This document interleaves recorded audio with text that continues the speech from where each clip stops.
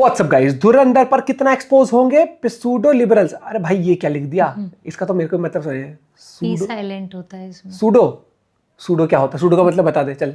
क्यों बताऊं भाई मुझे तो मेरी इंग्लिश वीक है दोस्तों, ये एमएटी वाली इसको पता होगी। करते वीडियो साथ में एंजॉय। 1 2 3 गो। नमस्ते एंड वेलकम। स्क्रीन वाला देख रहे हैं आप दोस्तों। एक फिल्म आती है और सबकी सुलगा के चली जाती है। जाती क्या है, अभी तो कमा ही रही है। धुरंधर को आज आए 18 दिन हो गए। इन 18 दिनों में ये फिल्म एक बार भी 20 करोड़ के नीचे नहीं आई कमाई के मामले में। ये अपने आप में रिकॉर्ड है, जिसने बाहुबली 2 के 8.5 साल के रिकॉर्ड को तोड़ दिया है।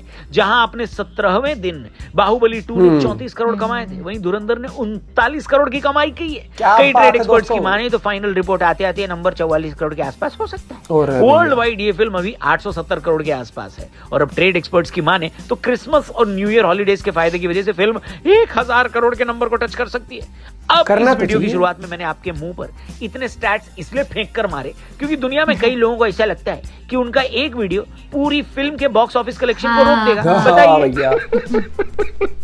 तो दोस्तों, एक ऐसी फिल्म जिसने ट्रेडिशनल स्पाई मूवीज के पूरे टेम्पलेट को बदल दिया, जिसका हर म्यूजिक प्लेटफॉर्म पर एल्बम चार्टबस्टर हिट है, जिस फिल्म के आर्ट को राम गोपाल वर्मा से लेकर संदीप रेड्डी वांगा तक अप्रिशिएट कर रहे हैं, और जिसे एक फिल्म में सिंगल हैंडेडली पूरे बॉलीवुड की रिस्पेक्ट बचा दी है, उसे ही लोग टारगेट करने पर तुले हैं। अब ऐसा पहली बार नहीं है दोस्तों कि हम ऐसे लोगों पर बात कर रहे हैं, लेकिन जरा हमें सोचना होगा कि आखिर कब तक एक फिल्म ऐसे लोगों की छाती पर मूंग दलेगी। बताइए। बात तो सही है। अभी रिसेंटली खबरें आ रही हैं कि वायरएफ ने अपने स्पाई यूनिवर्स की नेक्स्ट इंस्टॉलमेंट अल्फा के कई सारे सीन्स रीशूट के लिए डाल दिए। जानकारों का कहना है कि ये वही धुरंधर इफेक्ट है, जिसे देखने के बाद उस फिल्म के क्रिएटिव लोगों को ऐसा लगा कि अल्फा के सीरियस सीन्स में थोड़ा और मीट होना चाहिए। ऐसा नहीं है कि वो ये बनाते टाइम नहीं समझ रहे होंगे, लेकिन उनको तब इसकी जरूरत नहीं लगी होगी। अब धुरंधर ने जिस हिसाब से एक हिट टेम्पलेट दे दिया है, लोगों को इतना पसंद भी आ रहा है, वहीं इसके सीक्वल की रिलीज डेट धीरे धीरे यश के टॉक्सिक और वायरएफ के अल्फा से टकरा रही है। तो ऐसे में अल्फा के मेकर्स को अच्छे से पता चल चुका है कि अब स्पाई मूवीज में उनकी मोनोपोली को दोबारा बोना पड़ेगा। तगड़ा चैलेंज मिला है। एक कंप्लीटली आउटसाइडर डायरेक्टर आदित्य धर ने ऑलरेडी एस्टैब्लिश्ड प्रोडक्शन हाउसेस से बिना किसी मदद के इंडिपेंडेंटली एक ऐसी फिल्म बनाई जो आज 2000 करोड़ की फ्रेंचाइजी बनने का पोटेंशियल रखती है, जिसने रणवीर सिंह के करियर को अपलिफ्ट किया, जिस एक फिल्म ने स्पाई मूवीज के नए टेम्पलेट को बनाकर रख दिया। उस फिल्म को लेकर एक खास तरह का नेगेटिव पीआर भी चल रहा है। मतलब इस फिल्म के अगेंस्ट खड़े लोगों ने ऐसा माहौल बना दिया जो लगातार धुरंधर के लिए ही फायदेमंद हो रहा है। अभी आदित्य धर के अच्छे कर्म ही हैं कि उनकी फिल्म के खिलाफ हर प्रोपेगेंडा उल्टा पड़ रहा है। लेकिन दोस्तों, यहां से इस फिल्म के खिलाफ एक सॉफ्ट पीआर भी चलने वाला है। जल्दी आप कई सारे मीम पेजेस पर इस फिल्म के कैरेक्टर्स और सीन्स पर मीम्स बनते देखेंगे। वायरएफ की स्पाई यूनिवर्स मूवीज के साथ धुरंधर का एक अनपैरेलल कंपैरिजन होगा, जिसका नैरेटिव धुरंधर को एंटी ह्यूमैनिटी और प्रोपेगेंडा दिखाने का होगा। यही काम कुछ सो कॉल्ड एलीट क्रिटिक्स ने भी करने की कोशिश की, मगर दांव उल्टा पड़ गया। और दांव से याद आया, क्या एक बिजनेसमैन को पॉलिटिशियन के साथ मिलकर दांव पेच करना पड़ता है, तभी वो आगे बढ़ता है। एक बड़ी यूनिवर्सिटी को चलाने के लिए क्या होता है, राज्यसभा लोकसभा के अंदर क्या हो रहा होता है, क्या मुद्दे सही में डिस्कस किए जाते हैं या फिर सिर्फ बनी बनाई बातें, डिसीजंस अंदर से पहले से तैयार होता है। कई सारे ऐसे सवाल हैं जो संसद से जुड़े हैं, एक बड़ी यूनिवर्सिटी से जुड़े हैं, और इन सवालों का जवाब देने के लिए एक सांसद और उस बड़ी यूनिवर्सिटी यानी लवली प्रोफेशनल यूनिवर्सिटी के founder and chancellor doctor Ashok Mittal के साथ हमारा लेटेस्ट पॉडकास्ट हमारे टीआरपी चैनल पर रिलीज हो चुका है। जाकर जरूर देखना। टीआरपी द रौनक पॉडकास्ट हमारे चैनल का नाम है, लिंक डिस्क्रिप्शन और पिन कमेंट में दिया है।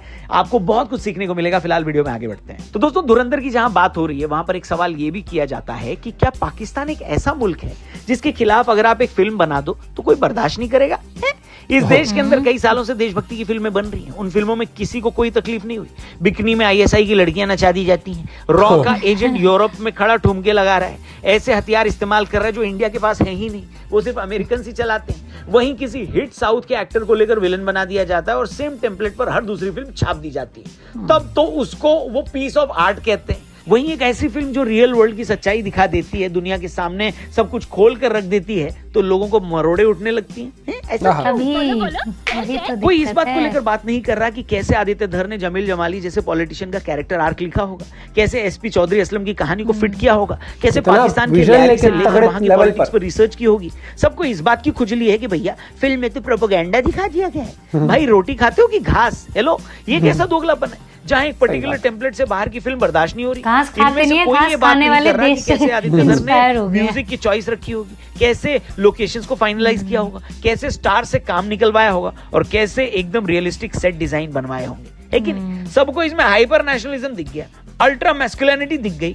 मतलब बॉस, अगर जब सोच ही शौच ढूंढने की हो तो वही ना मिलेगा। बताओ। खैर, धुरंधर अभी 1000 करोड़ पार करने की रेस में है और जिस हिसाब से ये सूडो लिबरल्स अभी पगलाए हुए घूम रहे हैं, ये लगता है 1000 करोड़ जल्दी करवा के मानेंगे, क्योंकि इन्हीं अल्ट्रा प्रोमैक्स लिब्रांडुओं और इन सो कॉल्ड क्रिटिक्स की वजह से जो लोग इस फिल्म को एक बार भी देखने जाने वाले नहीं थे, वो एक बार, दो बार, तीन बार थिएटर जाकर फिल्म देख चुके।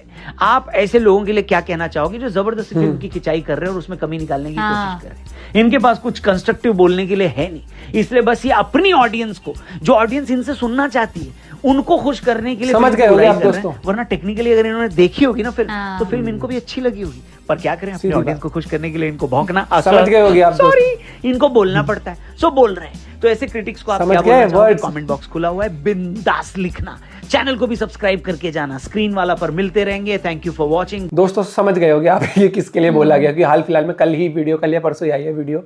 तो भाई देखो, मूवी की बुराई आप कितनी भी कर लो, उससे कुछ नहीं होता है, लोगों को पता है क्या है क्या नहीं है। और इतना जब कलेक्शन कर रही है, और भाई जब जाते हैं ना लोग, फिर 2 लोग और पूछ लेते हैं भाई कैसी है मूवी, इसी से वर्ड ऑफ पब्लिसिटी हो जाती है, फिर हाइप बन जाती है। सोशल मीडिया का जमाना है, सोशल मीडिया पे अगर कोई बुराई कर रहा है ना, अच्छाई करने वाले भी साथ साथ होते हैं।